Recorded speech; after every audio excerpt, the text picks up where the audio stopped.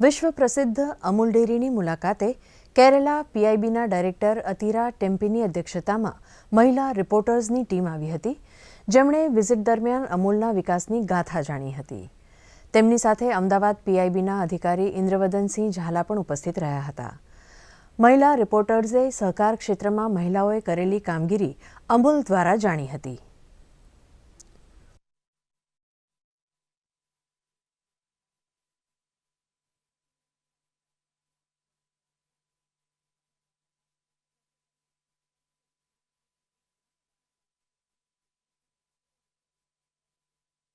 अच्छा लगा कि इसका ओरिजिन कैसे हुआ, जैसे सरदार पटेल जी ने उनका विजन था, इसके साथ जो वर्गीस कुरियन जी थी, इनका टेक्निकल मास्टरमाइंड थी, तो वो सब जान के अच्छा लगा, वो हिस्ट्री समझ के.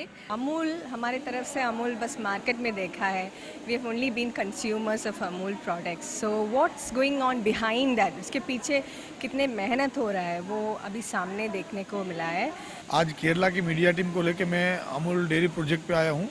यहाँ पे उन लोगों ने अमूल के बारे में जब सुना था, यहाँ पे क्या काम हो रहा है, कैसे हो रहा है, अमूल की कितनी प्रोडक्ट्स है, अमूल का जो सहकारी संस्था है वो कैसे काम करती है, उसके बारे में उन्होंने डिटेल में जानकारी ली है और ये देख के वो लोग बहुत खुश हुआ है.